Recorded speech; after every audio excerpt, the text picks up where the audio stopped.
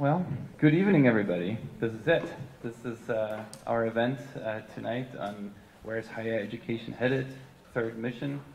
I'm very excited about this being my first event as the new GCRI manager. If you've been to our events before, you're probably wondering, where's Joanne Halpern?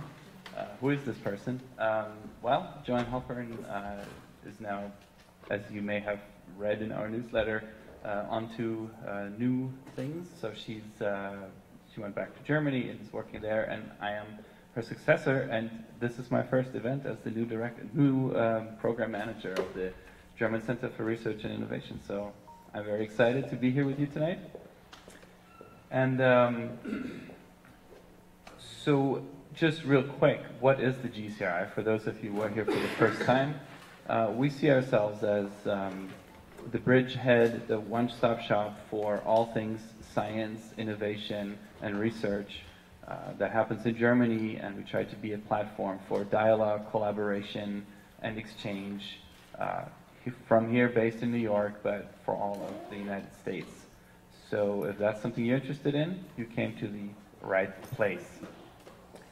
I'm also very excited that this, my first event as the new manager, is with the office of the Ruhr, the University Alliance Ruhr, because they represent 3 universities in the Ruhr area, Dortmund, Bochum, and Duisburg-Essen. And that just happens to be the area that I'm from in Germany, and I'm also an alumnus of the University of Dortmund. So this is all a little bit of a homecoming for me and a new beginning. So I'm very excited about this. In fact, my former boss at the University of Dortmund, when I was still a student employee, is here tonight. So that's very exciting. Yeah, and I was told to keep my remarks short, and I don't want to ruin it on the first day. So I'll pass the mic over to the executive director of the New York office of the University Alliance Ruhr, and wish you all a lot of fun tonight, great discussions, and thank you for the distinguished speakers who came out. I'm very much looking forward to conversations and to see you afterwards at the reception. Thank you.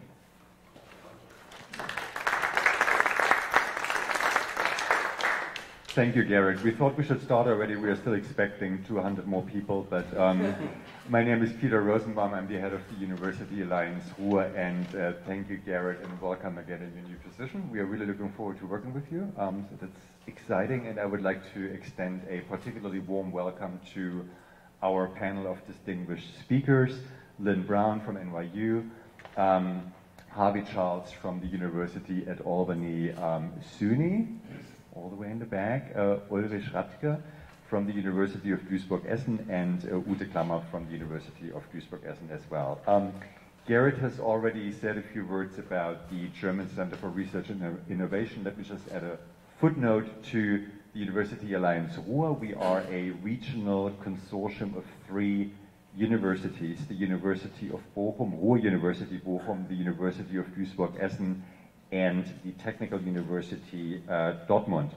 All 3 of these universities formed an alliance 10 years ago, so we just a couple of months ago celebrated our 10th anniversary, so we're really proud to be an alliance that is now reaching puberty.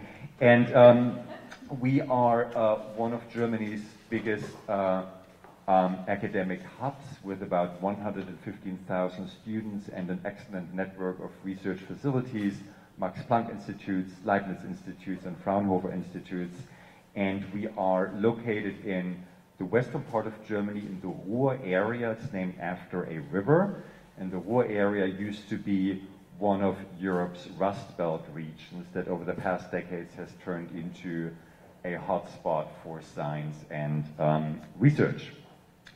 And in fact, tonight's panel discussion has everything to do with what our universities in the Ruhr area do, and what NYU and the University at Albany SUNY do here in the States. Over the past decades, colleges and universities here in this country, in the US and abroad, have, in addition to teaching and research, the first 2 missions, if you wish, of universities, taken on more responsibility in terms of, for example, their societal engagement and the impact that they have on the economies in their respective regions and countries. Over the past 10 years, the global enrollments in post-secondary education have doubled. Student populations have become more diverse, and as economies have become more sophisticated and global, higher level skills are needed to sustain them. Post-secondary education has been called upon to prepare the workforce of tomorrow. Getting a college degree has become the entrance ticket to these high-skilled jobs, and they also have become a prerequisite for social mobility.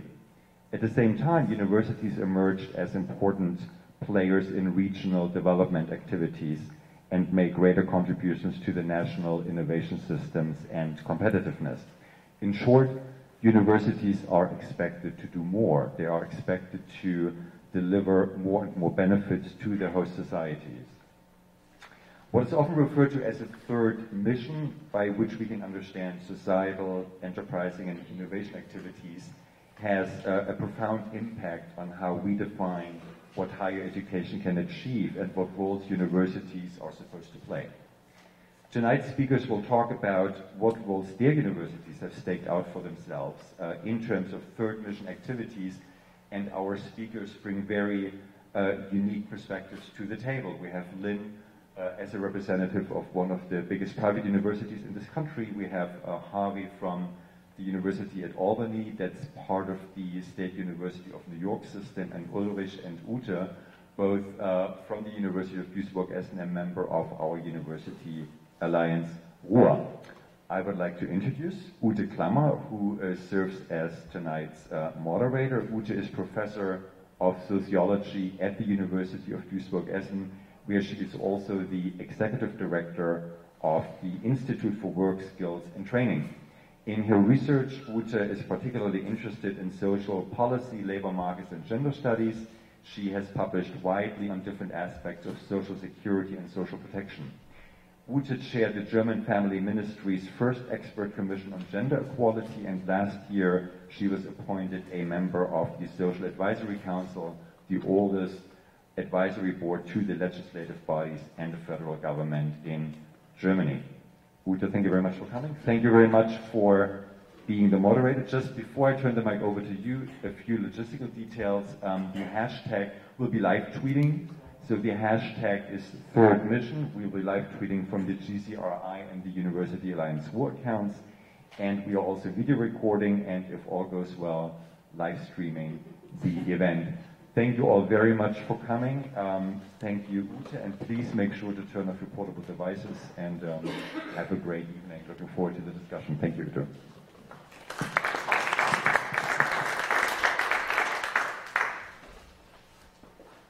Thank you very much, Peter. Thank you, Garrett.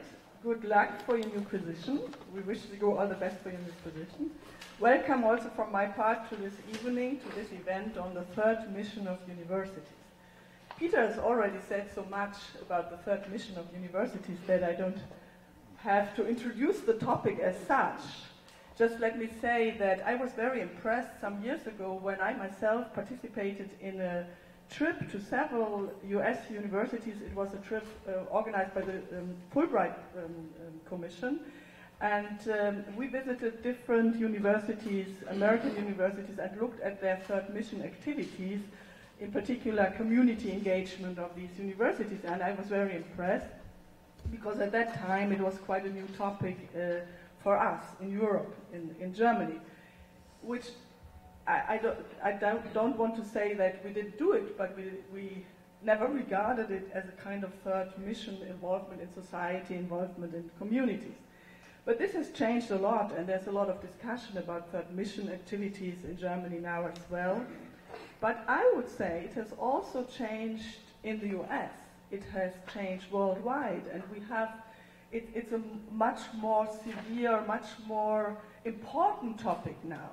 We are living in times where public spending for universities goes down, where cuts have been implemented, and where public universities, at least, it might be different for private universities, really have to defend themselves to show that they have a benefit for society, that they are under pressure to show that what they do is useful for society. We have a time where at least in Germany, more than 50% of one cohort go to universities. We are the ones educating future elites. We are the ones deciding on how responsible people will be in future, meeting the future challenges of our societies, of a very, very difficult societies in difficult times. So we have to think about how we educate our students to be responsible adults, leading us into the future. And I think there's another point. We are living in times where we talk about post-factual societies, about alternative facts.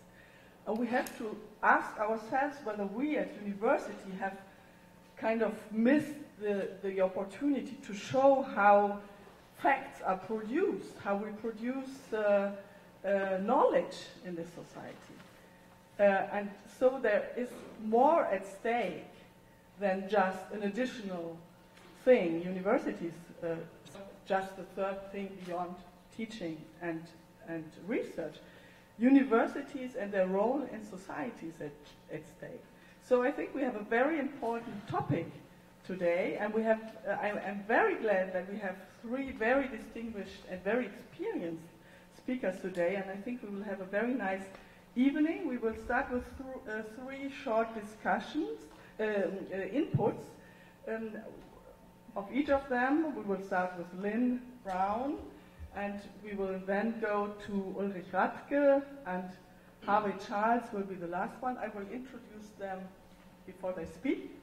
We will have a bit of discussion afterwards over there, and then we will open it up for the public, and I hope you come up with a lot of very interesting questions we can discuss in the next, 1 hour, 15 minutes, something like this.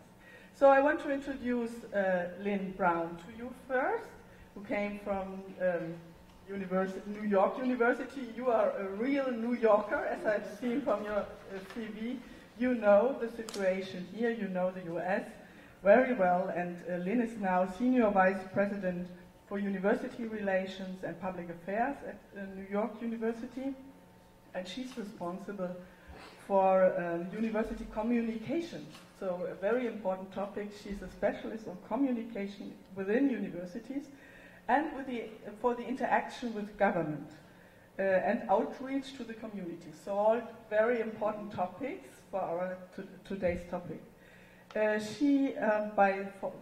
Looking at her education, she holds a PhD from Johns Hopkins University, and what is very important for us today, she served as in Washington, D.C. at the Congress Hill, and she's deeply involved in politics. She was working for different congressmen, and I think you can provide us all kind of information about how society and universities and politics can interact. And she's also very much engaged in civil society, different boards. So the floor is yours, and we are looking forward to your presentation. Thank you. Thank you.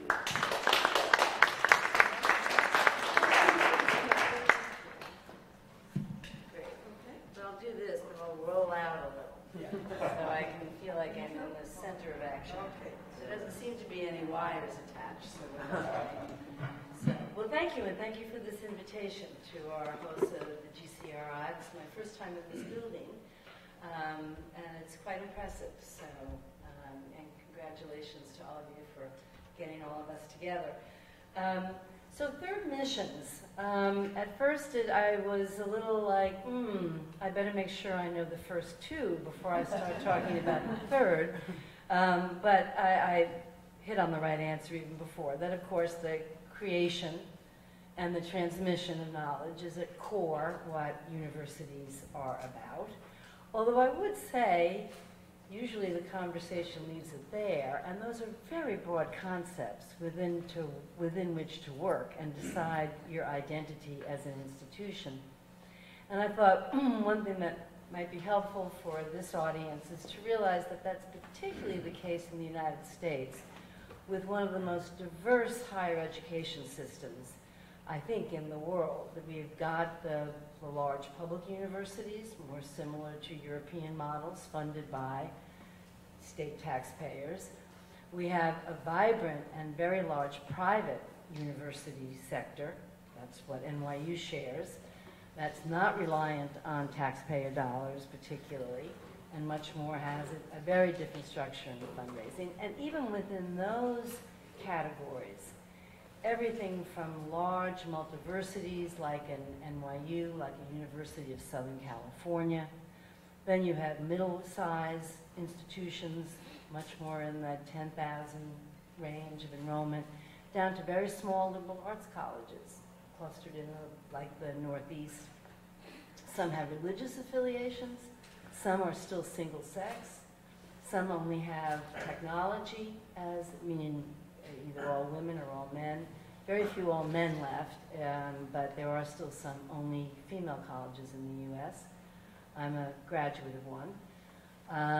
And then even, schools that have a much narrower range of interests like tech, Caltech, MIT. So even among that broad array, even the first two missions can take on a very different feel and flavor, let alone by the time you get to a third mission. So just to lay that landscape out. And listening to the discussions of how you begin to define the third mission, which is engagement with the community, societal benefit, taking the what a university produces in terms of knowledge and innovation and applying it to the local community or broader community.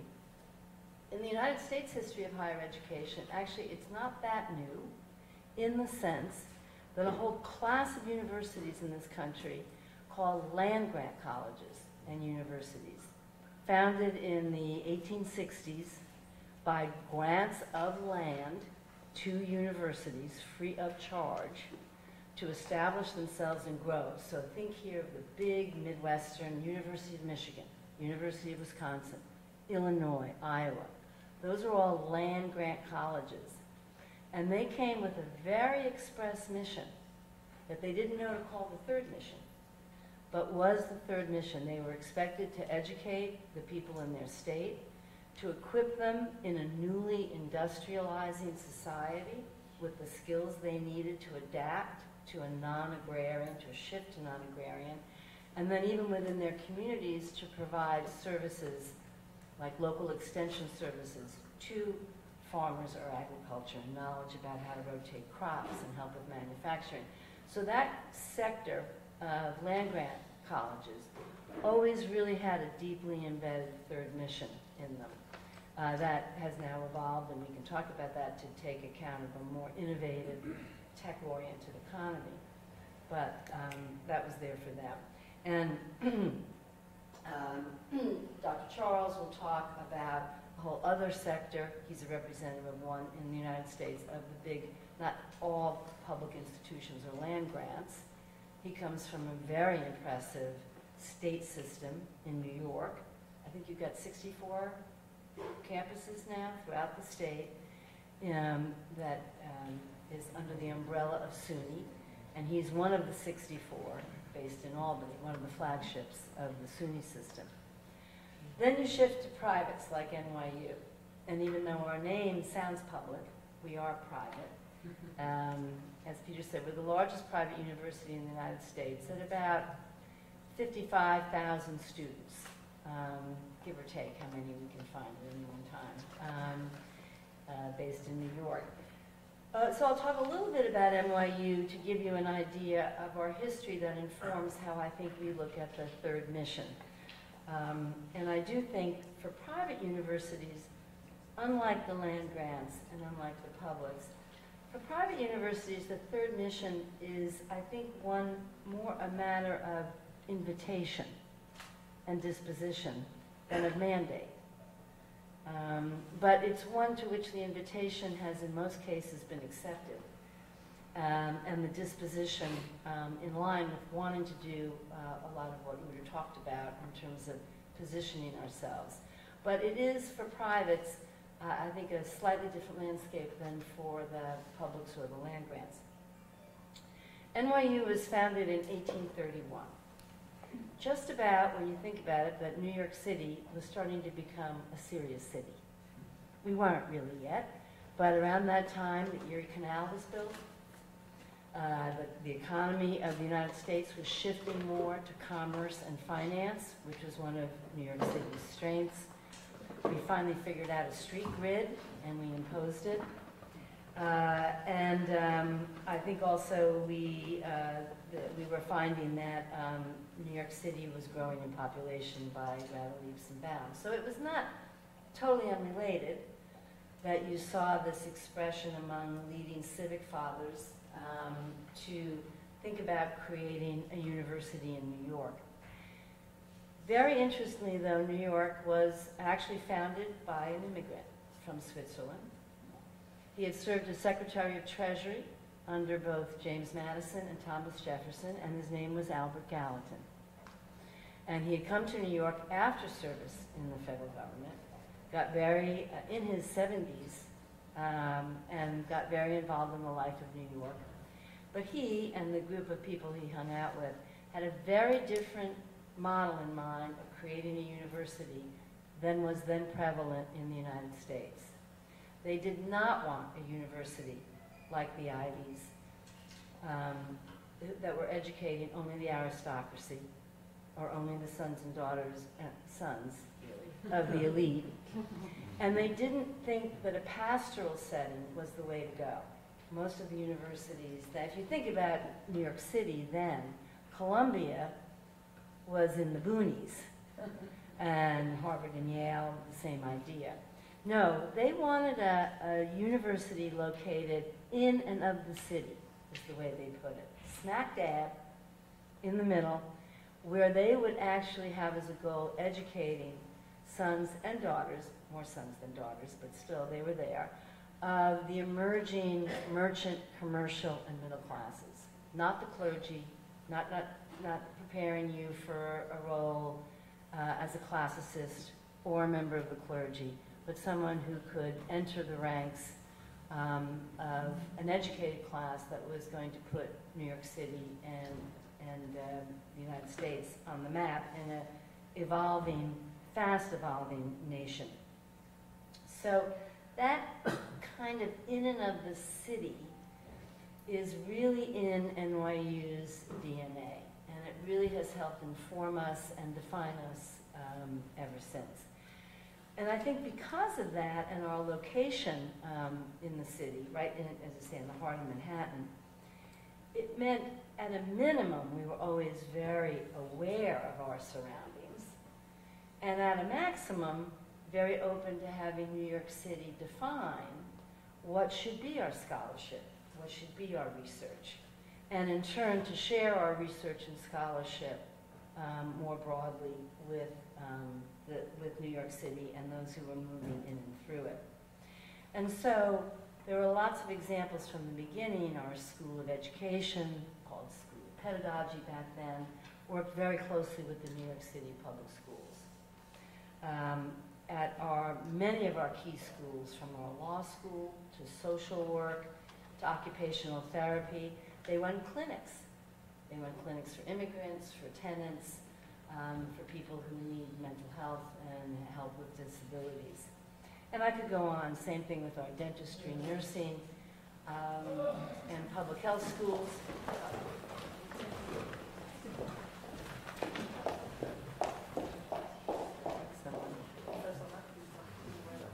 Oh, maybe it's the jet lag. Or maybe it's New York City. I hope it wasn't a food truck. Should I continue? Okay, you should. I should continue. I was just going to say healthcare. And then I'm going to give 4 concluding observations, though, about what I consider some challenges and cautions of third mission territory for universities. I'll give 3 examples drawn, I'm hoping, from very different aspects of fields and disciplines, but also of NYU. So one actually related to healthcare. We have the largest school of dentistry, actually, in the world. Dentistry is moving into many directions of much more state-of-the-art things like materials engineering, and research. But one thing that you need for a large school of dentistry, because you're teaching people how to be dentists, is you need a patient base. And so in a third mission way that's very mutually beneficial to everyone involved, we run free or low-cost dental clinics for hundreds of thousands of New Yorkers every year. It's a great, under faculty supervision, our dentists in training get to see a large, varied population from pediatrics, we have pediatric dental clinics, to geriatric. But it also serves a great need in New York of one of the really areas that is not the most robust in terms of delivery of health care, even under Medicaid and Medicare, is dental care. And so they come to our clinics right on First Avenue, about 25 blocks south. And we run dental clinics around the clock for, as I say, these populations. It's done in service of our first and second mission, but it serves a third mission, and that is in giving dental care to populations. And we also actually run mobile vans that take dentists around to schools where they're not getting, where young children can get service. That's one.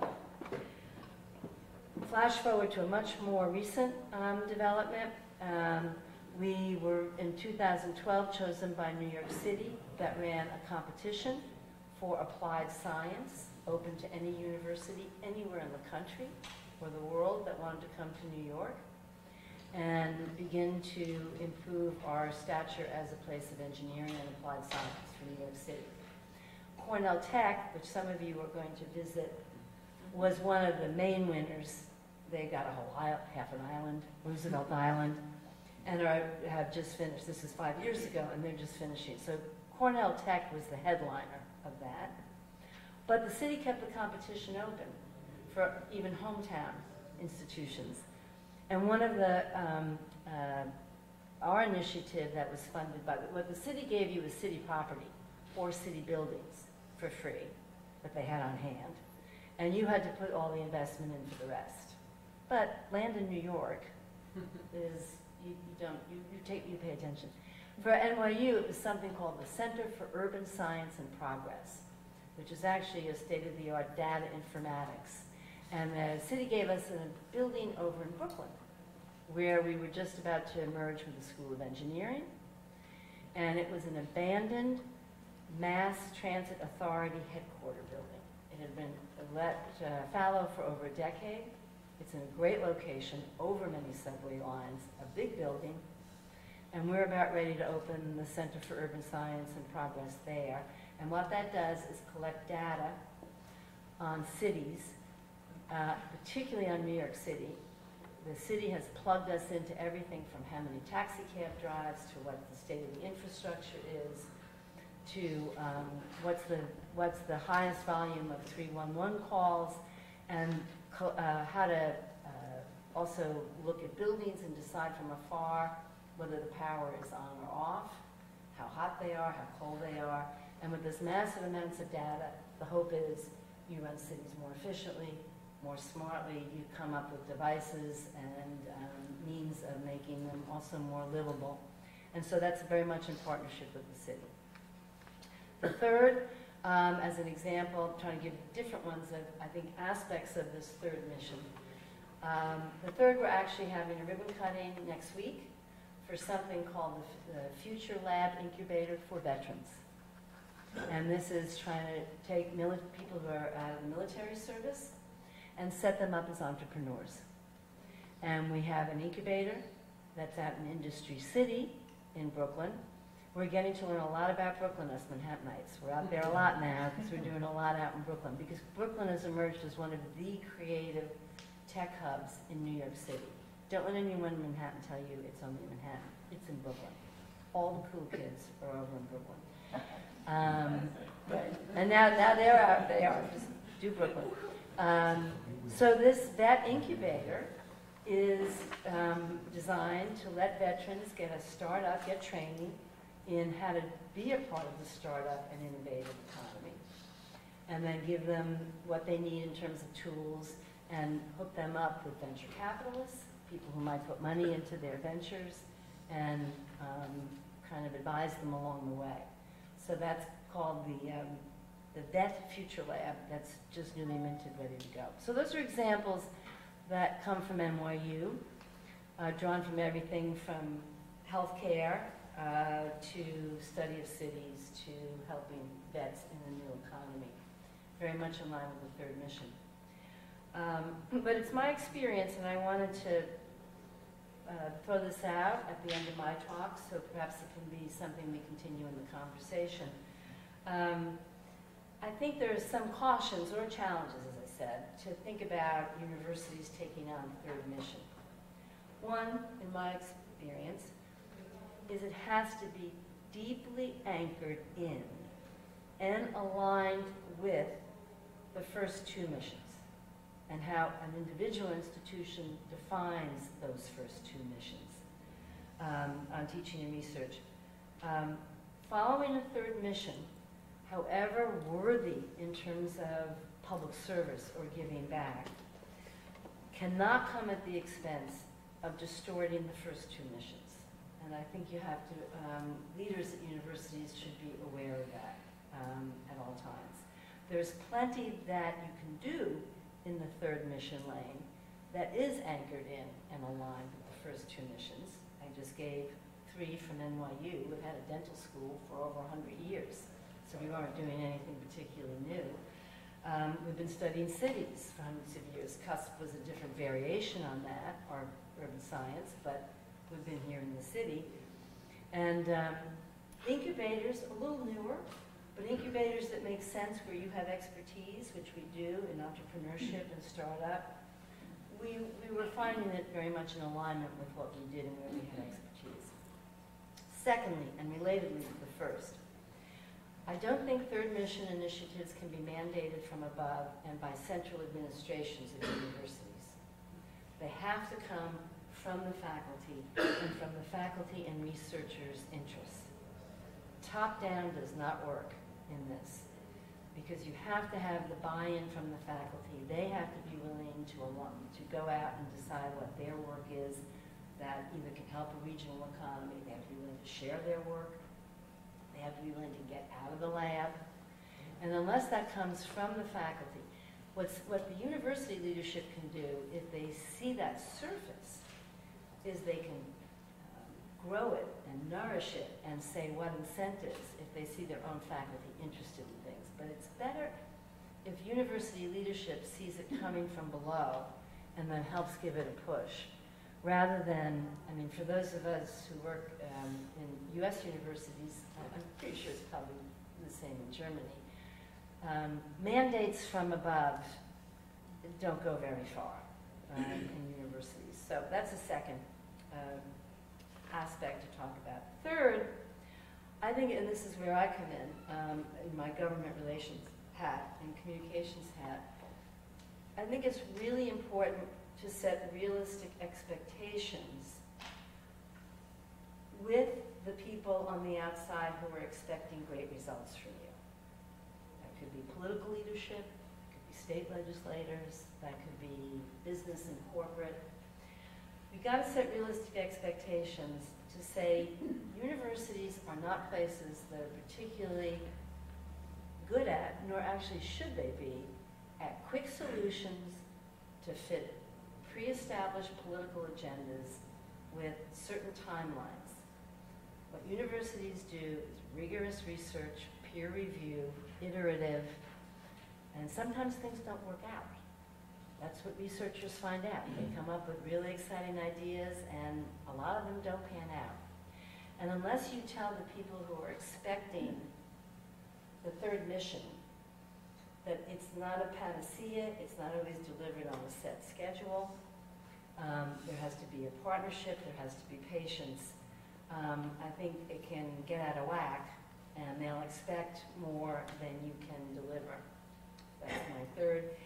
And finally, I think third missions can and should vary among different types of institutions of higher education, because of, as I say, especially in the U.S. with this diversity, you don't expect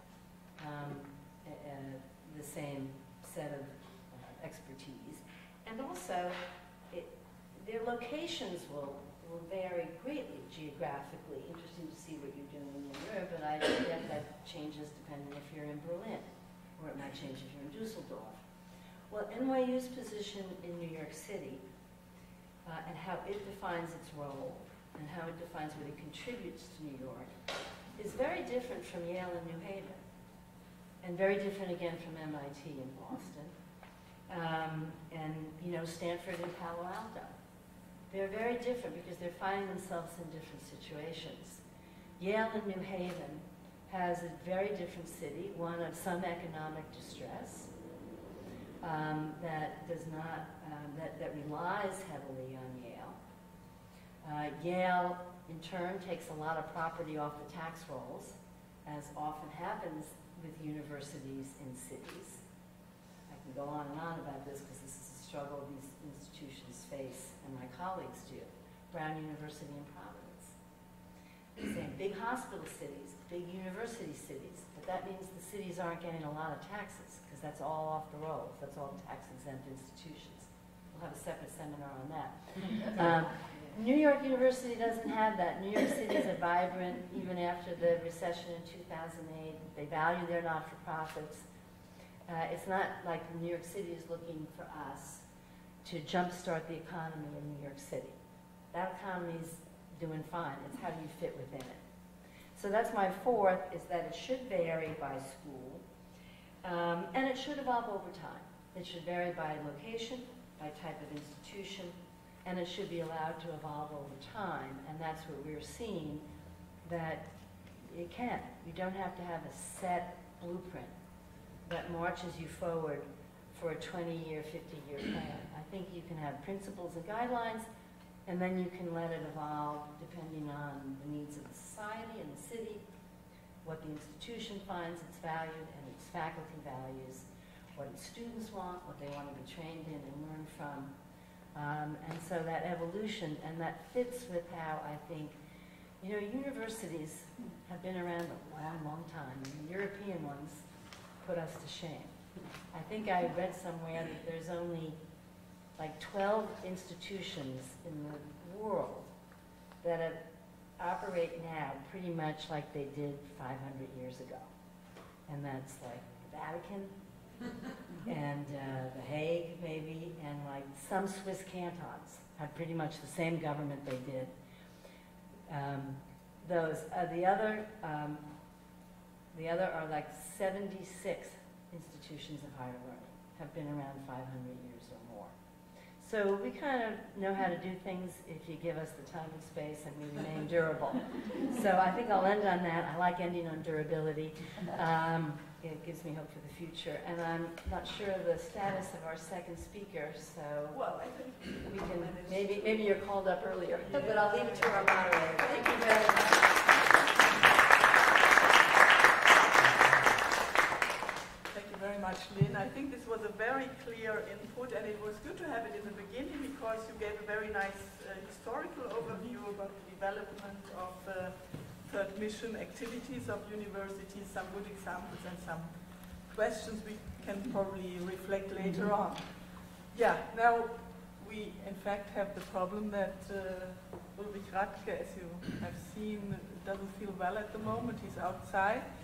He told me maybe he has eaten something wrong. Yeah. Maybe he'll come back. Let's wait. I suggest that we switch the order of presentations, if this is fine for you. Yeah, and then we will have Harvick Charles now as a second speaker, and we'll see what we do with the last presentation. Either he recovers and he feels well, or he prepared a PowerPoint. Maybe I can just give you some ideas of this PowerPoint just to integrate it into our later discussion. So I want to introduce Dr. Harvick Charles to you, who is our second speaker now, and he's our specialist for internationalization at the campus. He's Dean for International Education and Vice Provost for Global Strategy at the university at Albany, SUNY. So we had a private university first. We switched to a public university now, and maybe this is a very different story. We'll see. He's a real specialist for the international perspective in universities, in teaching, in research, and also in leadership. Harvick Charles he even received the Paul Simon Award, as I read, Paul Simon Award for Comprehensive Internationalization. He holds a PhD from Ohio State University and many other positions at different universities, like including San Francisco State University, Wheaton College, and Georgia Institute of Technology. And what's also important, he also publishes a lot. He's not only a manager, university manager, he publishes a lot on global learning and internationalization. So the floor is yours, and we are looking forward to your input today.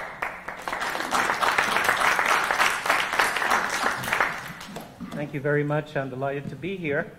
And I will take a little different tack to what you came expecting to hear. I think I will still try to make references to the third mission, but I will come to it from the perspective of internationalization. I am an international educator, have been for almost 30 years, and deeply committed to this dimension of higher education. And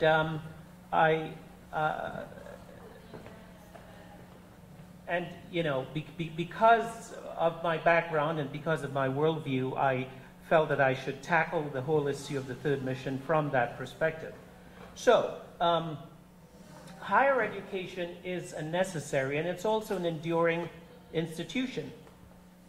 And it may be predated by organized religion as an institution, but its future is actually deeply tied to a progressive vision for our world. And the reason for that is that higher education will actually shape the future because it is the engine of discovery and innovation.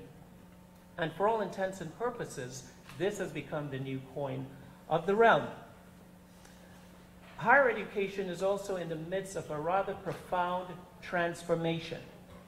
And I'll give you some examples of what I mean by that. We now have an array of new technologies that are being used to deliver educational content. 20 years ago, this did not exist, all right? And MOOCs, of course, would be a good example of that. We have the rapid growth of global and diverse scholarly networks. We see the growth in the international student population. We currently have 4.5 million international students around the world. And when I say international students, I'm talking about students who are pursuing programs of study outside of their home countries. We are told that by 2025, there will be 8 million international students around the world. So this is an important aspect of the transformation that I'm talking about. There is now a scramble, and I'm using that, adjective very, very, very deliberately. There is a scramble for intellectual capital. There is a scramble for the best and the brightest minds around the world. And in fact, a number of countries are even giving incentives to hold on to these people. They're giving them permanent residence, for example. All right, New Zealand is allowing international students who are pursuing doctorates to pay in-state or the local tuition as opposed to the out-of-state tuition. So this has become a really precious commodity in the 21st century. And we're also seeing the rapid expansion of higher education around the world in terms of capacity. I go to China quite often. A slow year, I would go to China twice a year. A busy year, I would go to China 5 times a year. And I will tell you, practically every university I visit, they have a campus downtown, and they have a campus out in the cornfields. All right? And that's the new campus. That's the larger campus. And they're still not able to educate all of the students who need and require higher education. So these are some examples of the transformation currently underway in higher education, but there is also a dark side to this transformation. There is, for example, a massive defunding of public higher education going on. Very problematic. There is a retreat from the hiring of tenure-track faculty. There is an intense competition for fee-paying international students, all right? And of course, the whole prospect of earning a degree is becoming increasingly more expensive. Now, I am happy that the state of New York is actually a leader in trying to provide free tuition to more financially impoverished students. And the state of Maryland is now talking about this, and who knows, maybe this is something that may catch on. But all of these are examples of how higher education is involved in a rather profound transformation. And so can these new developments be a marker for where higher education is headed? And does this mean that we can expect a future where the pursuit of truth is compromised because of weaker protections for faculty? Does it mean that we can expect a future where the best scholars and the brightest international students go to the highest bidders, and on and on and on? Well, to the extent that the core functions of higher education remain teaching, research, and service, it means that the imperatives for higher education must encompass three ideals.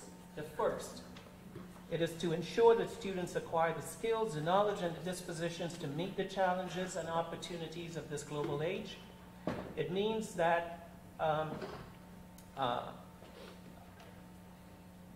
higher education must be able to continue to push the boundaries of knowledge to ensure that we can find solutions to the problems that afflict humanity. And third, it means that higher education must continue to align and position itself to serve society.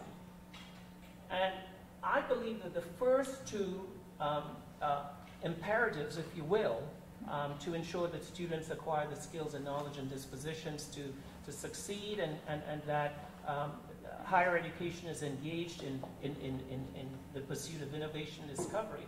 I believe that these are the means. And I also believe that serving society is the end. And this is how we make reference to the third mission. And this is why the third mission is so incredibly important. If we're involved in teaching and research, and it benefits no one, or it benefits very, very few people, what's the point? What is the point?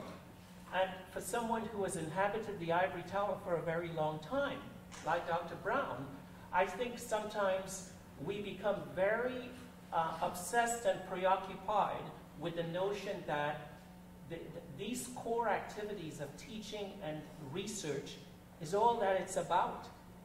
And it isn't, and it cannot be. The university must fundamentally be about the third mission, which is serving society and improving the circumstances of humanity. So going into the future, and we're being asked with the topic, where is higher education headed?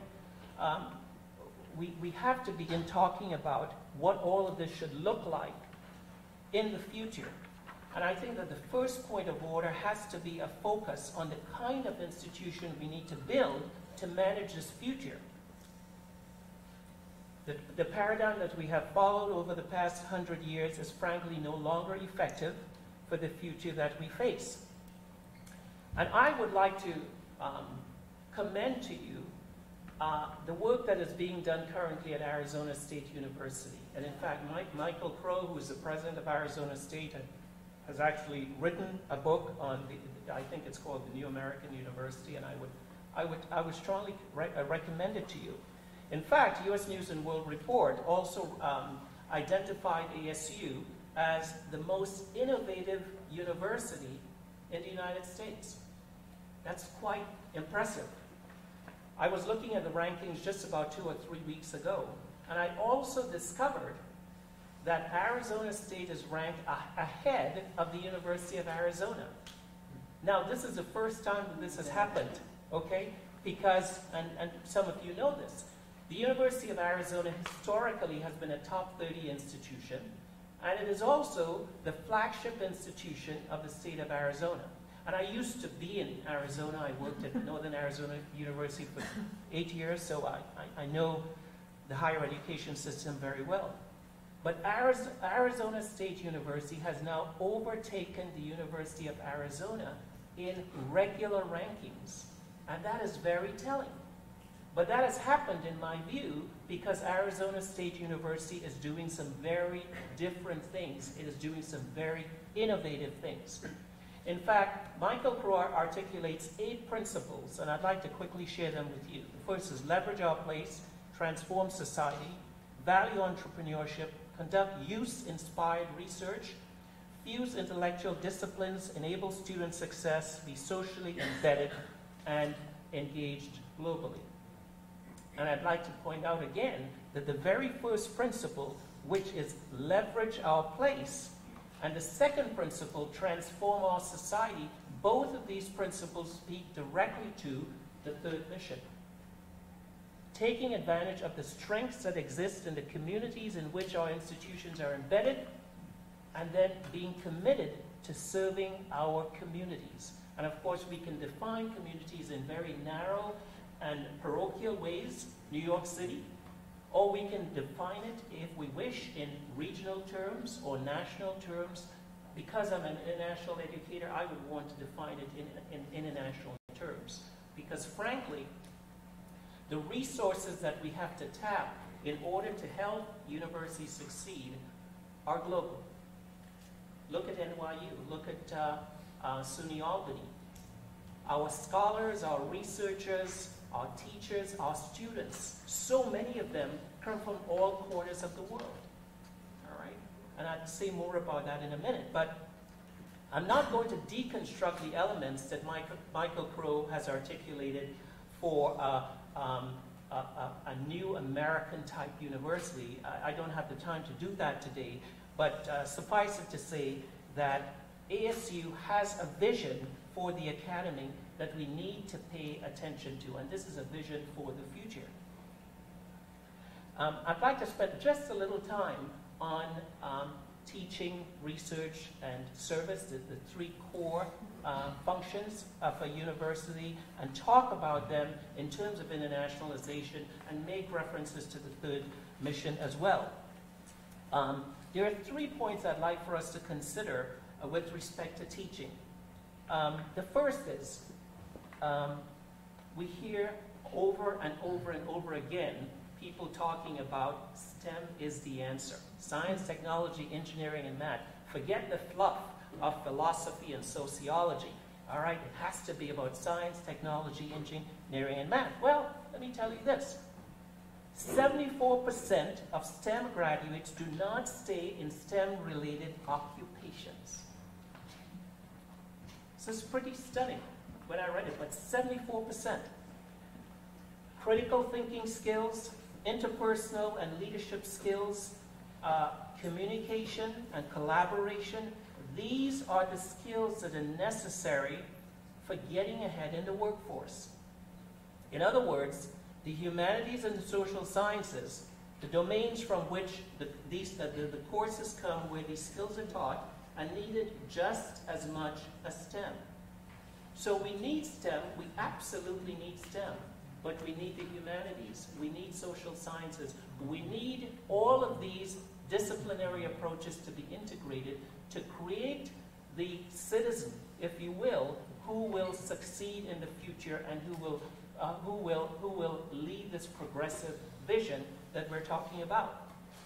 The second point about teaching that I want to make is that we have to move away from the siloed approach to teaching and learning to achieve what Shah Wei from Arizona State University calls palpable impact.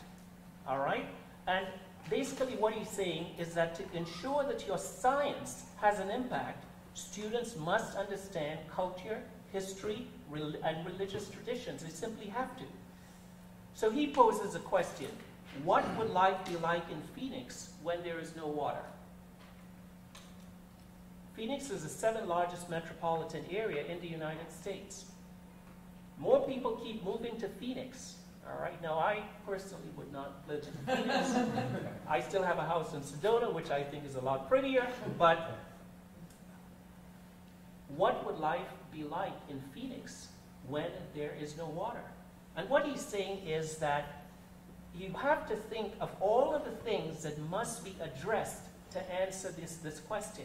And it will, the things that you have to think of will not only be STEM issues. There will be a host of cultural issues, a host of religious issues, a host of issues that actually have nothing to do with STEM, but are necessary in order to answer this question. The third aspect of teaching that I wanted to talk about is a focus on high-impact practices as integral to the college experience. And I contend that increasingly we have to pay attention to high-impact practices to prepare the young people, the citizens, to inhabit this future that we're talking about. First-year experiences, common intellectual experiences, learning communities, writing intensive courses, collaborative assignments and projects, global learning, and I am heavily involved in that, service learning, community-based learning. These, by the way, are third mission elements. Internships, capstone courses, and projects. So all of these three issues that I just discussed have to do with the teaching aspect of institutions of higher education. The second that I want to briefly talk about is the whole notion of the research aspect, a commitment to research driven by a desire to solve the global challenges confronting humanity. And these problems are real, and many of them are actually quite intractable. We're talking about problems like global warming, terrorism, hunger, pollution, disease, environmental degradation. These problems affect or involve all of us. And indeed, we are not outside, or some of us are not outside of any of these problems, even if we feel insulated or distant from them. Solving these problems require that we, first of all, assume responsibility. In other words, we say that we, as individuals, have a part to play in addressing these issues. And number two, that we engage collaborators broadly. Put another way, global problems require a global collective effort to solve. We happen to be right across the street from the United Nations. And whenever I talk about the fact that we have to solve global problems through global collaboration, I think of the IPCC, the Intergovernmental Panel on Climate Change. And there are literally not tens, not hundreds, but thousands of scientists working together on all different aspects of climate change in order to produce the reports that the UN produces fairly regularly. In order for us to understand these issues, we have to work together. In the new paradigm of the 21st century, collaboration is actually key. And this is why I believe that Erasmus is so special and so important. Erasmus is actually the commitment of the European Union to fund the mobility of students and faculty. And so faculty and students receive resources to study in other EU countries, and now they can even access resources to study in other parts of the world. And this is quite significant. I actually feel quite envious, and I wish that the United States had something comparable, but we do not. This is a $15 billion commitment over 10 years, and guess what? It is working.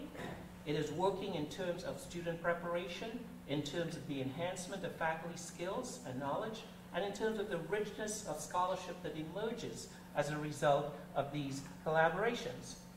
So collaboration and mobility underscore the long-standing truth that not only can we learn from others, but when we engage with other people, we become better, we become more effective, and we become more successful. And another example of this is actually the European Union itself.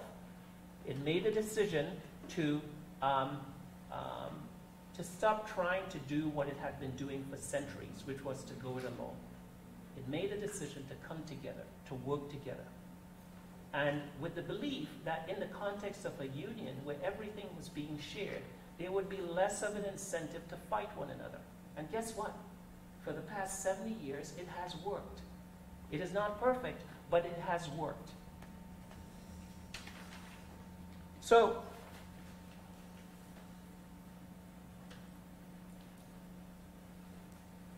how did Harvard emerge as a credible research university?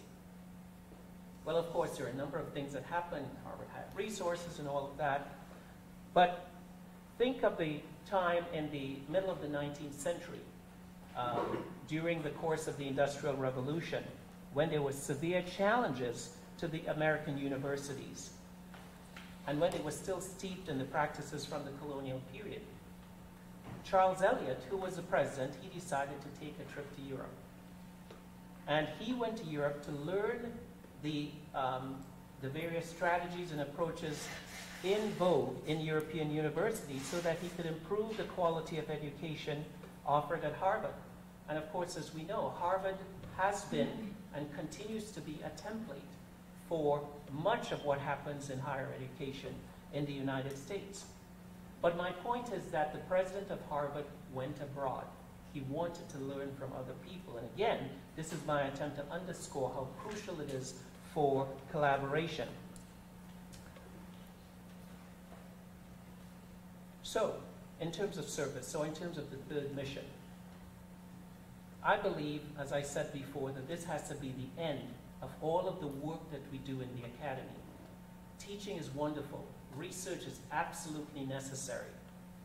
But if these activities do not serve the human community, broadly constructed, then again we have to question what is the point. Let's remember that the greatest spurt in human innovation and discovery actually coincides with the greatest degree of participation in higher education, especially in the United States, and I'm talking about post-World War II. The more people who can access higher education, the greater the chance of greater prosperity, of a better life, and the greater the likelihood that we will create the world that we want to inhabit. And so, as I conclude, let me quickly share with you a few bullet points of a future that I believe higher education should seek to shape. And this is what I've titled my little talk, the future that higher education should seek to shape.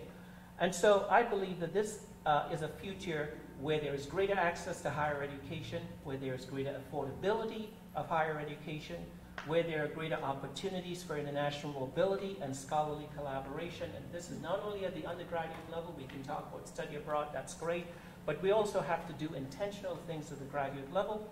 A paradigm that moves the pendulum back to privileging human needs, a commitment to ensure the sustainability of life and the planet, greater public investment in higher education, a strengthening of our democratic impulses and a commitment to social justice, a desire to attend to the social and religious and cultural and economic conditions and not only the scientific aspects of them.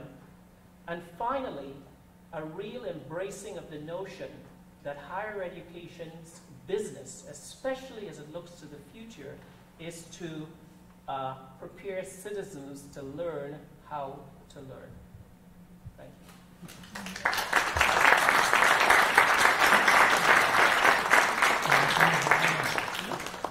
Thank you so much, Harvey, for this very inspiring input you gave us, and I absolutely share your view and your vision, and I was also glad that you talked about climate change. Not everybody these days seems to believe that there is climate change, but it was good you made the point. So we have, unfortunately, to accept that Professor Ulrich Radke is not able to speak this evening, which is really a pity because he came all the way over the Atlantic to share his views on the third mission with you. This was the reason for him to come to the US.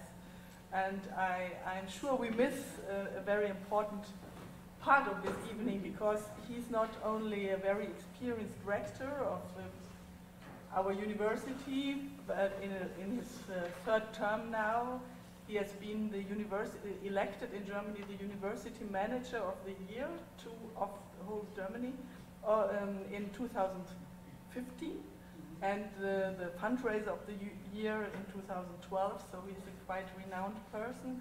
And he's also, at the moment, the vice president for knowledge transfer into economy and society in the German Rectors Conference, which is the group where all the rectors of German universities meet.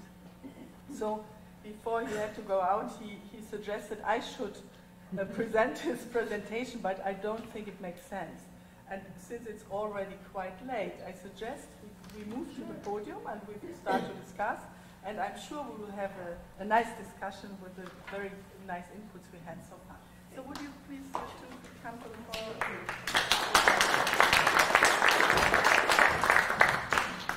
Just in the middle, you said? No, I think I want you to be there. Have the mics over there.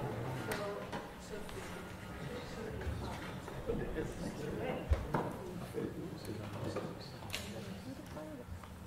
Yeah, thank you very much again. So let's start our discussion. One point I would be interested in is, sorry, is it on?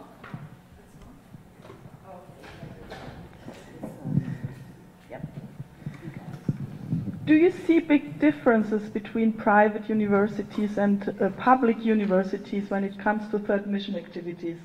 Is there another kind of pressure to engage or not to engage if you compare it? I think there's more pressure on the publics.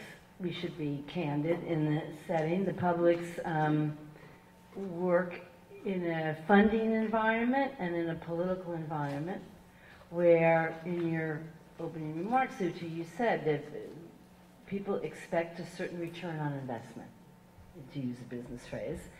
And that can manifest itself in different ways.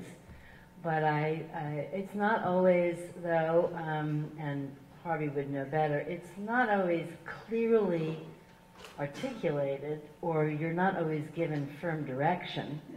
But it's, you know, I'm always think of the phrase of the Olympics. Often public universities, much more than privates, have governors or state legislatures who basically give the equivalent of the Olympic phrase to them: higher, faster, stronger.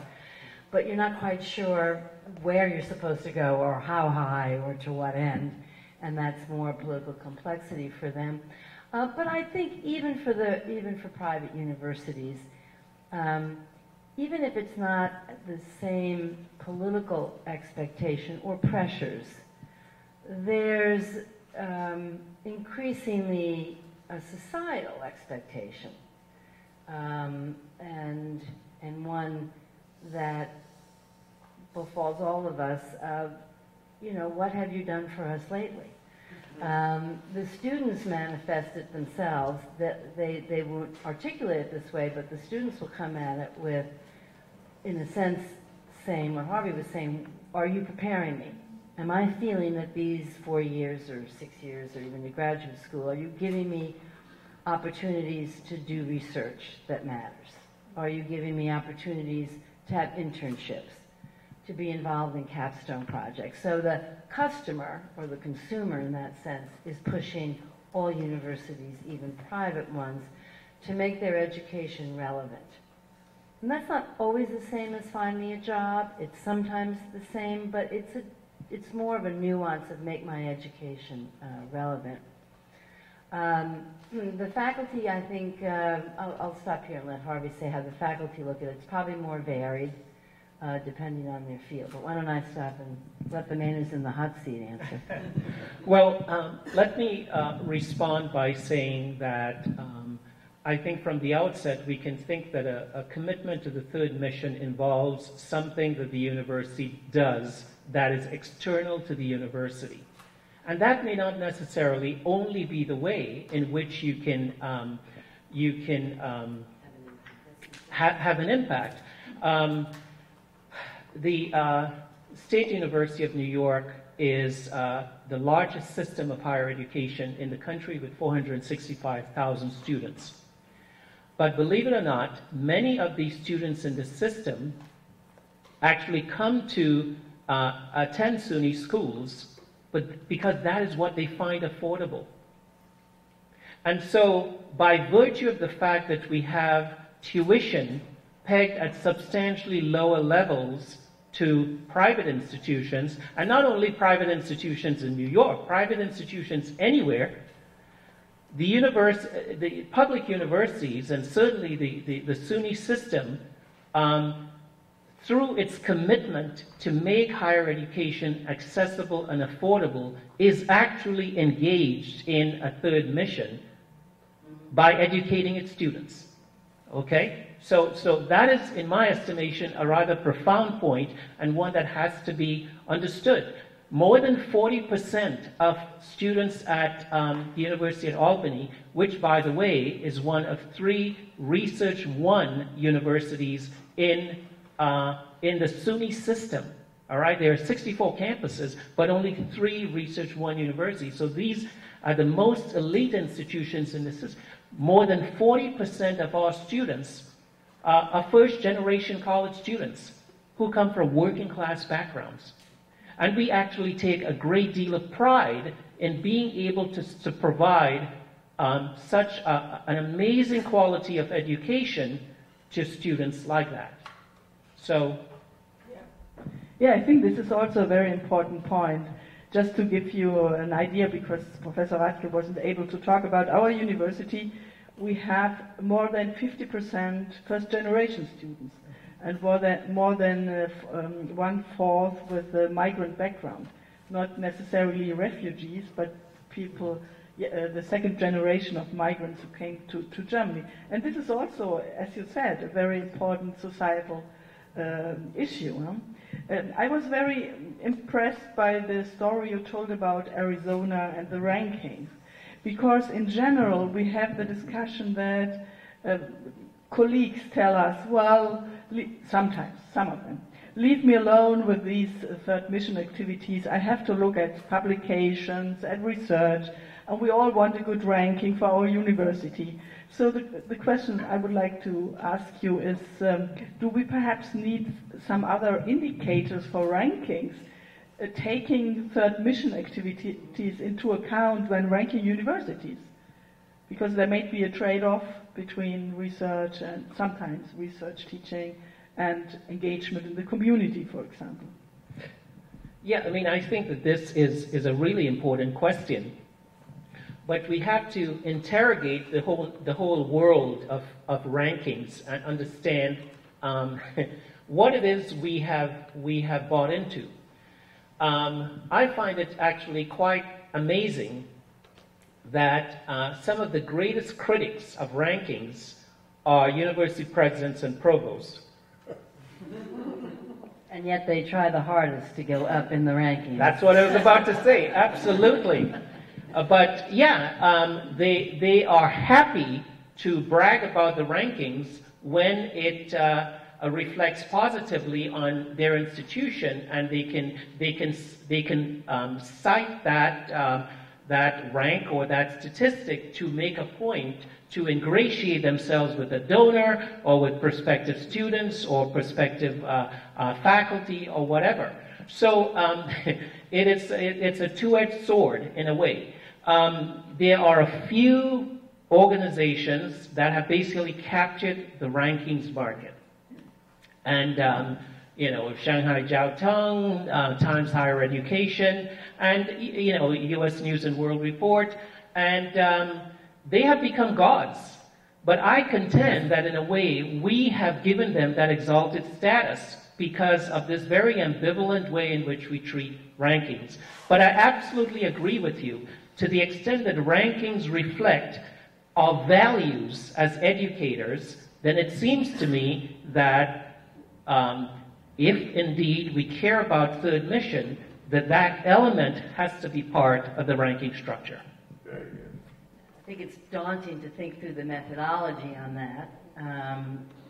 although they've spent the last 2 decades refining the methodology for these rankings that Harvey mentioned. One baby step in this direction, actually, you know, in the U.S. system, there's something called the Carnegie classification of universities. And what it does is tell you whether you're a Research 1 institution or Research 2. Along that diversity I spoke of, it's not a ranking in terms of who's on top or who's better or who's worse, but it says here's the lane you drive in as an institution. And for the first time, about maybe 5 years ago, they actually developed a classification to be considered a community engagement institution. And so NYU applied as well, and you submitted your dossier, in effect, by the certain criteria. It wasn't exactly the third mission we're talking about, a little narrower, but it was having to do expressly with how does your institution engage with its local community, how does it provide services, how does it improve the quality of life for those around. And it's quite a daunting task to collect at a major university all the ways in which you do that, but we did it, and we got a classification, and there's only about 10 or 12 in the country, I think, as community engagement. I think many more institutions are engaged in their community, but the process was rather daunting to collect it all. But that's very much a pale baby step of what you have in mind, of really rigorously looking at what institutions have an impact and how you would go about it. I would add to what you have said, Linda, by saying that to do this work, you have to be very intentional about it.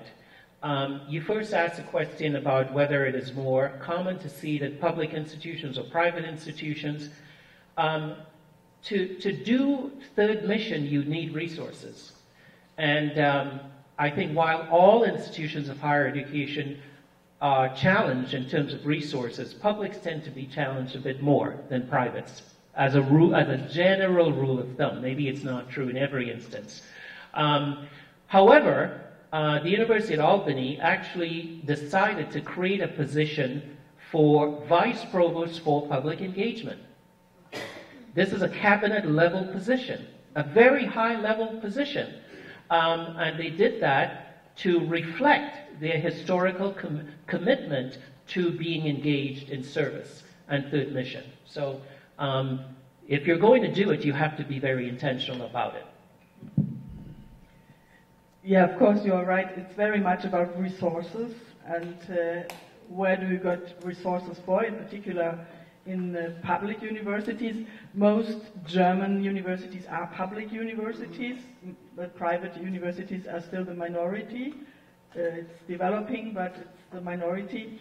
And we discussed, for example, whether public spending should also take into account some forms of engagement or diversity at internationalization and so on.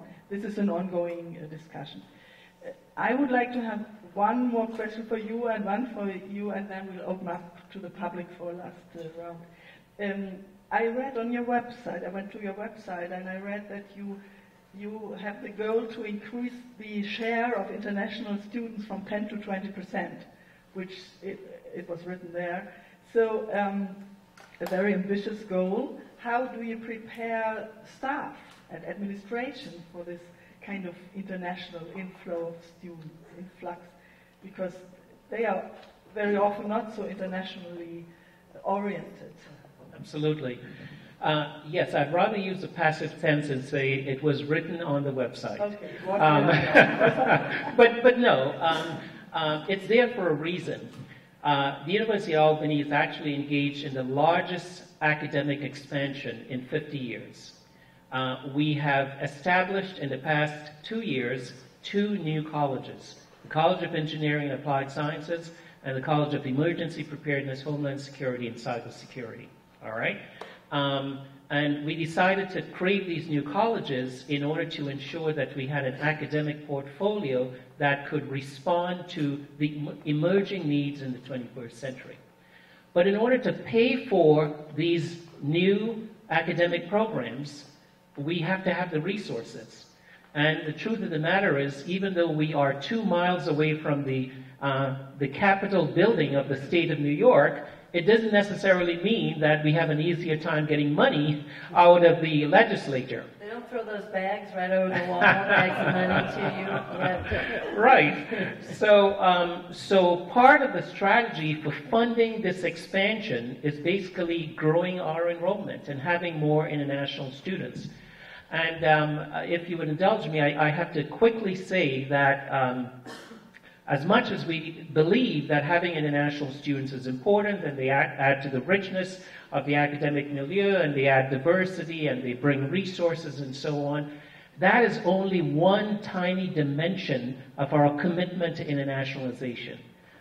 We practice at UAlbany what we like to say is comprehensive internationalization. And way too often for university administrators, international student enrollment is a heuristic for internationally engaged. And every chance I get, I like to make the point, it isn't. And so some of the other elements that we believe are really important to pursue is to internationalize the curriculum, to help students to understand their respective disciplines in global terms. What does it mean to be a geographer in global terms, or physicist, or an anthropologist? So focus on the curriculum. You mentioned the faculty. Well, the faculty are the principal agents of the curriculum, and so if we want them to teach from a global perspective, they too have to have international experiences. And so we support our faculty in having pursuing the Fulbright Fellowship and other kinds of international teaching and research opportunities so that they can bring these insights back into the classroom. And there are many other things we do, international partnerships and organizations, certainly student mobility, and certainly faculty practices and policies. So, yeah, thank you. Sure. Lynn, with all your political and experience and management experience in universities, and in particular communication experience, I would like to know, do you think that probably both politicians and scientists, researchers, probably have not used the right words to communicate to society in the past? This could perhaps be one of the problems that now we talk about alternative facts and so on, because we have used our jargon and we're quite oblivious when talking to other people. So do we have to the political and the elected world, and then I'm trying to translate politics back into the university world and make them both understand the language that they speak, even though it seems like they need a simultaneous translation and a headset on. Understandable, and some of it is correctable. I mean, the understandable part is most people drawn to a world of academia and research. And I say this to be deliberately provocative, and it's a little exaggerated, but they do it to be left alone a lot. I mean, there's many professions you could choose. You could be a talk show host, you could be a politician, you could be an entertainer, you could be a journalist. If you choose the life of an academic researcher, there's an aspect of you that's like, I just want to do my research, thank you. I'm not, temperamentally inclined to, be out there explaining myself all the time. Just let me be with my fruit flies or my worms or even my climate change research. I mean, that was one of the issues. I think it is really an interesting sidebar we should talk about how we've talked about climate change over the years, and that's not seemed to penetrate in terms of understanding. So some of that you have to just take as a given. I think researchers also and academics feel that they don't have to defend themselves or explain their work. It should be intrinsically understood. And that's working with faculty to say maybe not. I think some of that the universities enable and allow. I had a third point I wanted to, I just want to say there's one other thing about even that kind of make. Oh, I said it's ironic in a way, because I often say the last thing they defended was their dissertation. And then nothing else since then, in terms of actually standing up and saying, this I believe, this is what I think. It's like that was the last. The third, though, and so the first two have to be worked on in terms of how the leadership of a university tries to incentivize and project faculty to get out there, to serve on commissions and boards, to take a more high-level role. There's ways in which you can say to faculty, I think this is a good thing and we value it. And also then professionals like myself, and that's what I am. I'm a professional, I'm not an academic, but you could say work with the person to say this is not as hard as you think, it can be done. But the third reason is more of an impediment for a good reason. And that is researchers worth their salt know not to overhype and oversell their research. I'm the one who's always dying to overhype and oversell their research. They'll come to us and we'll say, we want to do a story on this, we want to say, and I'll say, I immediately want to say, what 4 diseases will this cure? How will this make life better for everybody? How will the world change? And they're like, we don't know yet, because they're good researchers. All we know is we did this piece of this puzzle.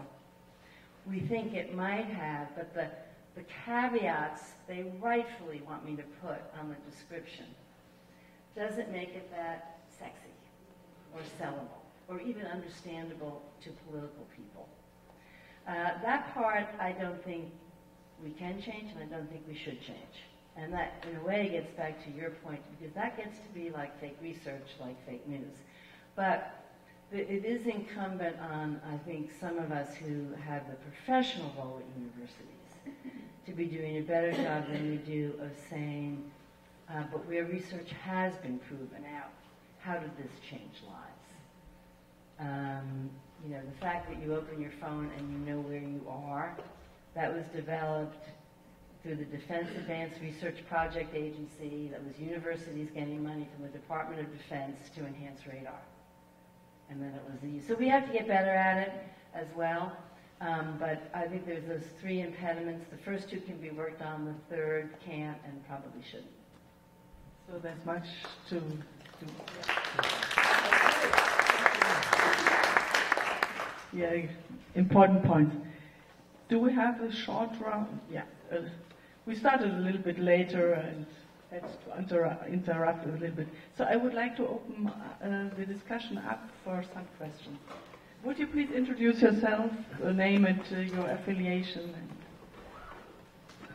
I'm Abraham Joseph. I've been a former Chief Social Economic Advisor at the United Nations, and of course currently with the University of Oklahoma Public Service Institute as Senior Advisor. First of all, I'd like to thank the presenters. It was very interesting and very useful. My interest is particularly relating to the mention of the third mission, serving the society. Here I would like to mention about the UN Sustainable Development Goals. And I would like to know to what extent this third mission is linked with the 17 goals of the UN Sustainable Development Goals, particularly in teaching, research, and service. And as you know, the UN has been calling also on the academia, foundations and all that to help in the implementation of the UN SDGs. Without participation, the governments alone may not be able to drive for a successful SDGs by 2030. So the academia also has a very important role to play.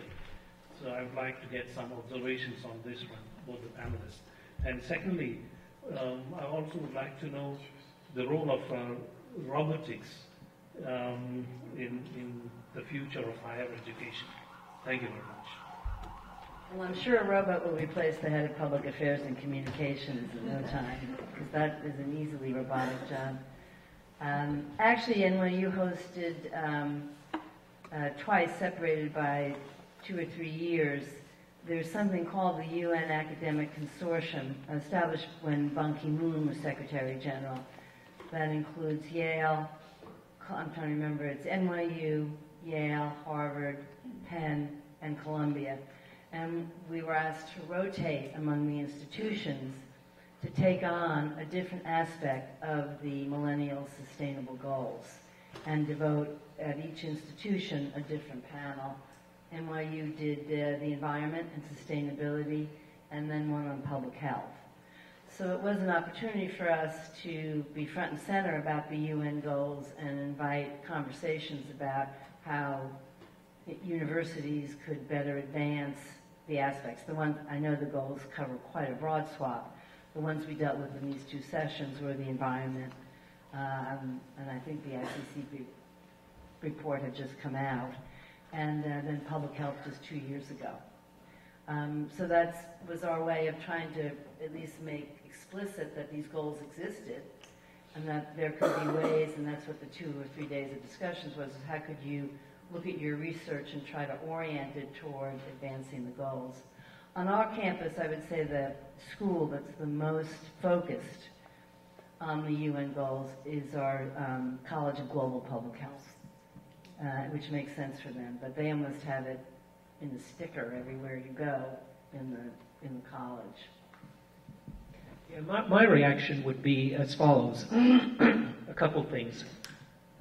I travel internationally quite a bit, and I'm always struck by the extent to which institutions in many other countries around the world talk about the UN Sustainable Goals.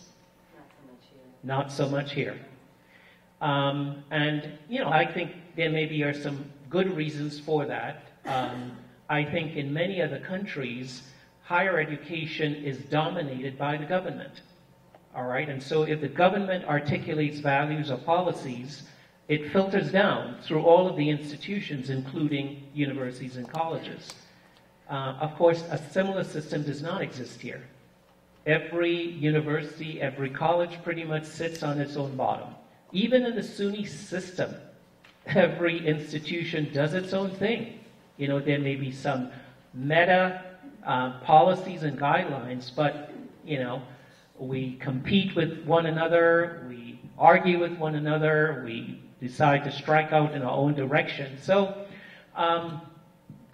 there is not the same valuing of the UN Sustainable Goals in the United States, in U.S. higher education, from my perspective, as you would find in other countries.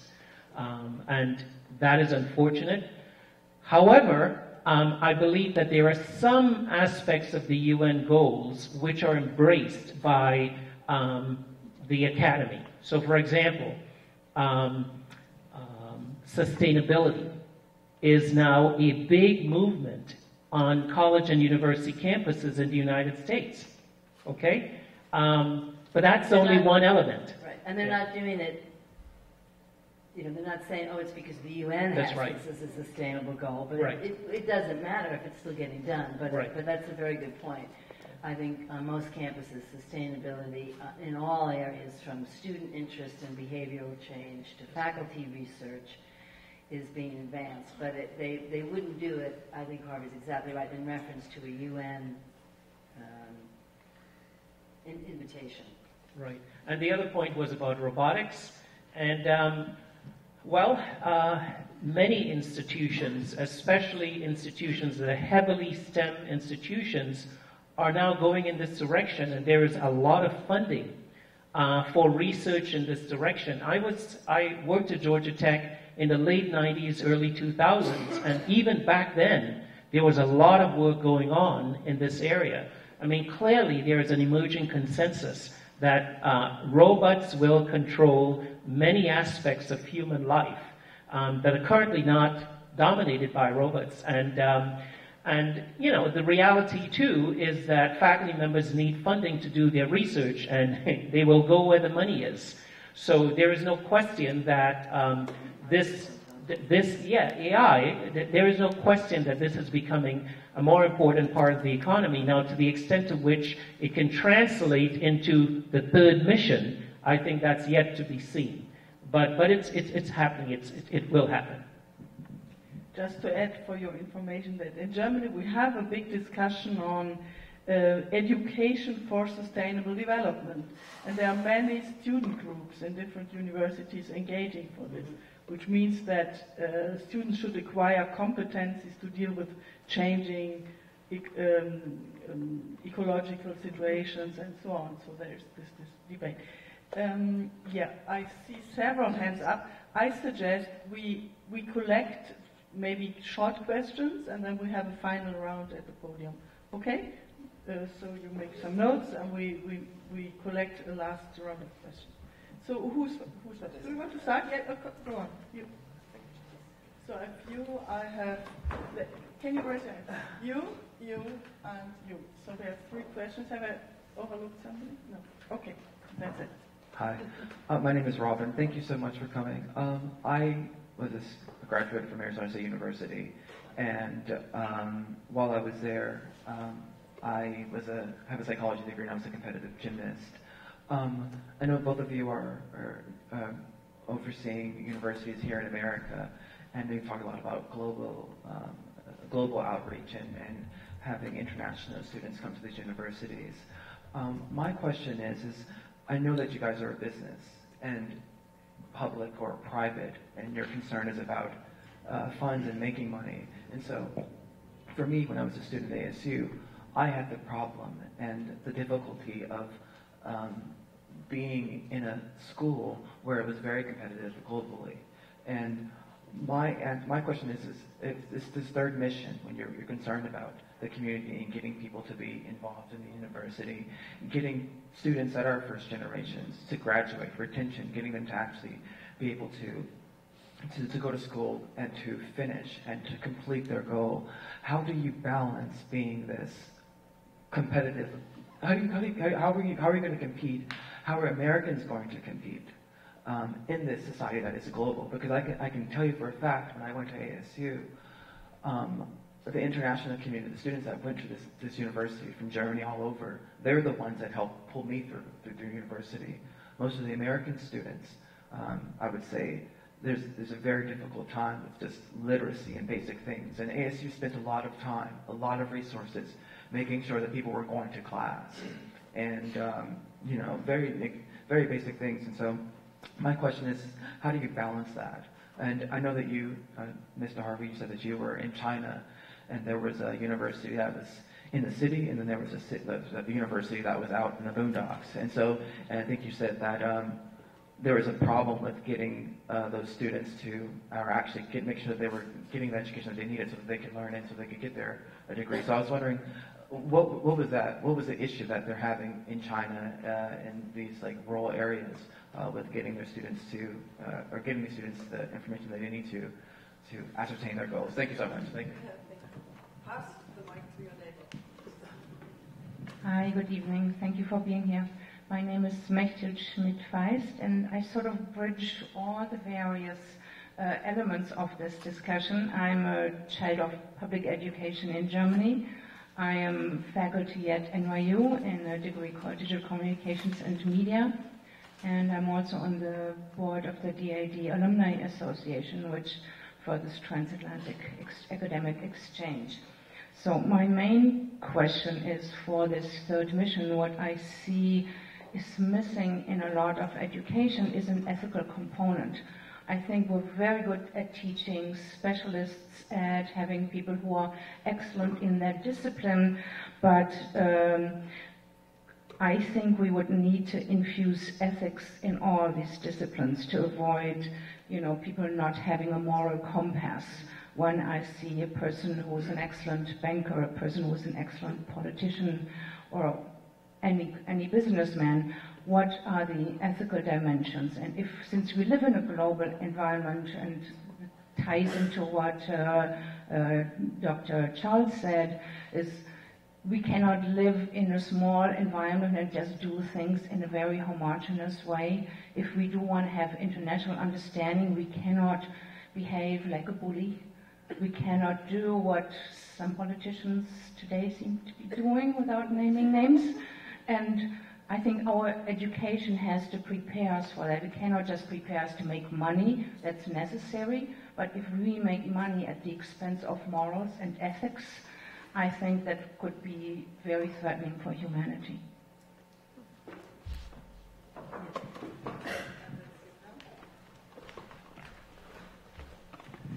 Hi, I'm Sad Bhattacharya from Sloan Kettering Cancer Center. 17 years ago, hi Lynn, we met a few years ago. I'm going to come to that. 17 years ago, I had started an organization called Harvick Children's Society for addressing under-resourced and underserved students going into higher education. So because these students, especially the young gentleman was mentioning earlier, that there is a difficult time competing, and especially students from under-resourced, underserved backgrounds in inner city or even the rural areas, especially this country, and it's one of the most advanced countries, but yet you have a very difficult situation when young kids are finding it difficult to compete for a variety of reasons. School systems is one. So I developed a hands-on approach to education with just 3 students 17 years ago, and over 5,000 students have gone through that program. And we follow these students right from high school through undergraduate institutions and graduate school. And many of these students, it started in New York, it's all over all of the 5 boroughs, but it has since expanded to other cities across the U.S. and various American Indian territories and 25 countries worldwide. And through the good offices of Lynn, perhaps you don't remember, now I'm going to prep you up, because we were sitting in Senator Gillibrand's education working group, and while we were having a chat with Senator Gillibrand, I needed some space. So every year we induct about 300 students in New York, all from below poverty line. So it doesn't matter whether one is black, white, or brown. If you're below poverty line, you qualify in the program. Of course, they are screened and assessed and brought in the program so that not everyone can come in. But when they go back to the school systems after the summer is over, they become the ambassadors, and then they are trained and prepped for the university colleges and the universities and colleges that they go, because the schools somehow find it difficult, especially the public school system in this country, to train students for basic things: competing, taking notes, talking to people, collaboration. People are talking about science. I'm a scientist myself.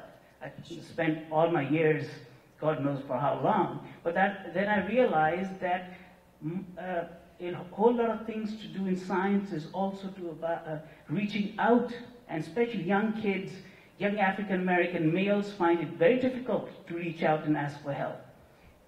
In that respect, women are relatively better. And also Hispanics are thrown into one big basket, but there are all different kinds of situations. And during the lectures that we organize at NYU, 300 students get together at Kimmel Center through your offices. You don't know this. And we also have parallel conventions through to various other setups across the country and 25 other countries. So you are coming back to the UN Development Goals. NYU is participating in this. You perhaps don't know, maybe you should bring this up. And you actively participate by providing this venture happening for the last 6 years. Okay, thank you. Who wants to start? Lynn? Well, these are a set of, there is a common thread in the 3 questions, actually. And my staff does tell me they keep getting you space, so I do know about it. And that's our small contribution to your great project and your devotion. And I don't have an easy answer. So actually, I would say these 3 questions taken together still raise some fundamental challenges for higher education. So there's the access question, right? And what are universities doing to reach back into the pipeline? And what's their obligation to public schools and preparing students who are ready? We're very good at being able to tell you you're ready to come to NYU.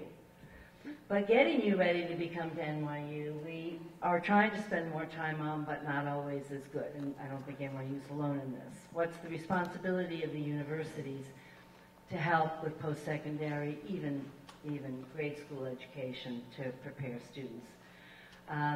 The second question is, not in this order, but the other question is, once we get students, especially those who have not been prepared at the highest levels or feel at sea or not feeling totally equipped to handle the collegiate environment, are we helping them?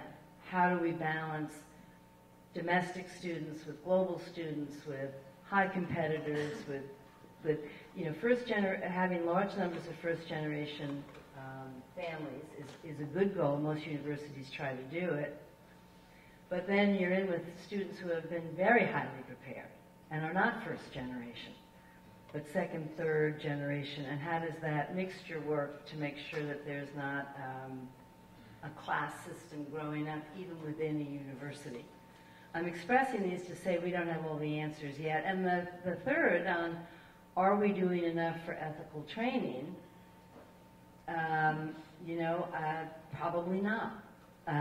You know, you try to norm it in terms of the faculty you put before them. There's ways in which you say, at every commencement, these are people getting honorary degrees because they're worthy of your attention and you should model yourself. You try as administrators and faculty to show what it means to live a meaningful life, not just a life that gives you means.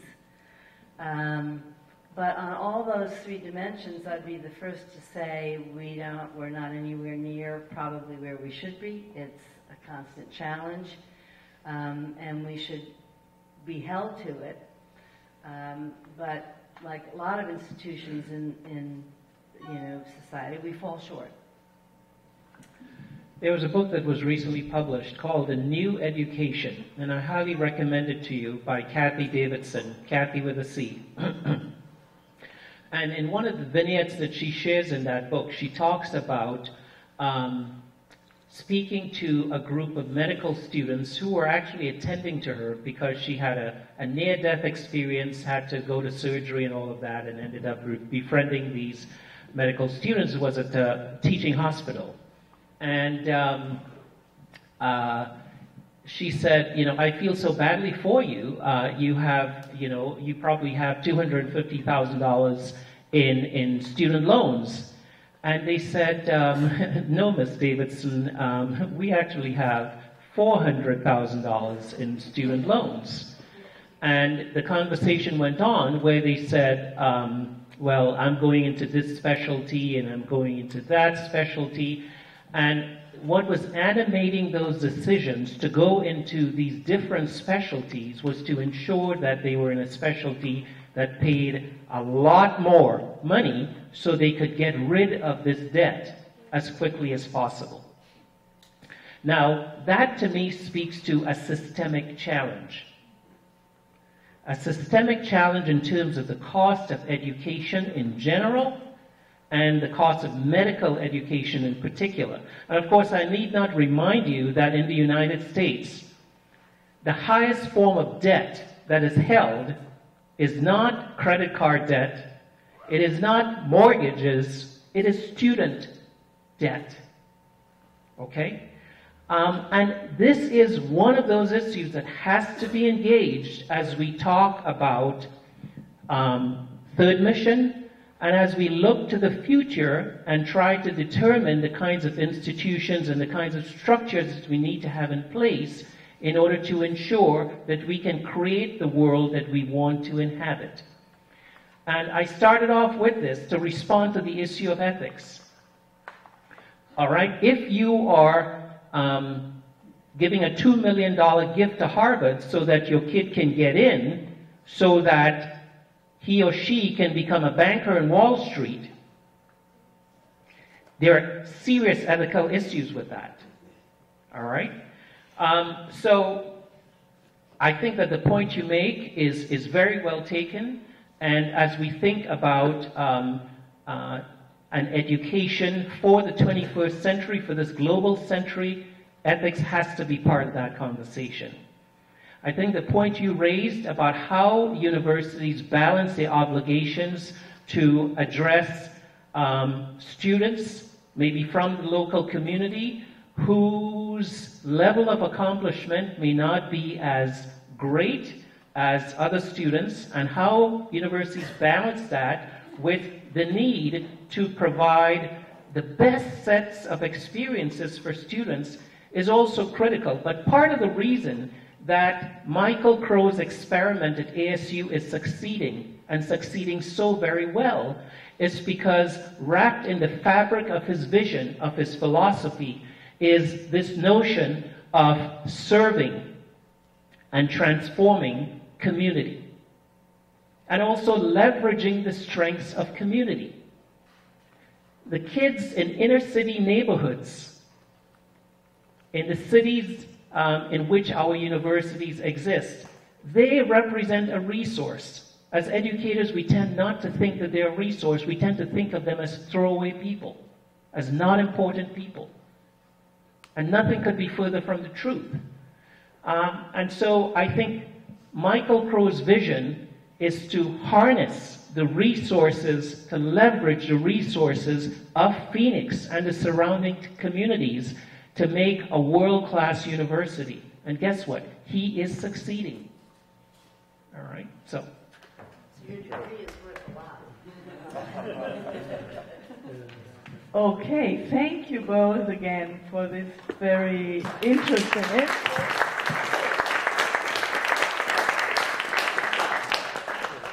Thanks everybody in the room for being here, for reflecting this topic with us, for posing questions. And as far as I know, we now go on to a little reception for those of you who still have time to. Thank you for moderating it, and please join us for a reception downstairs in the lobby. Okay, thank you very much again.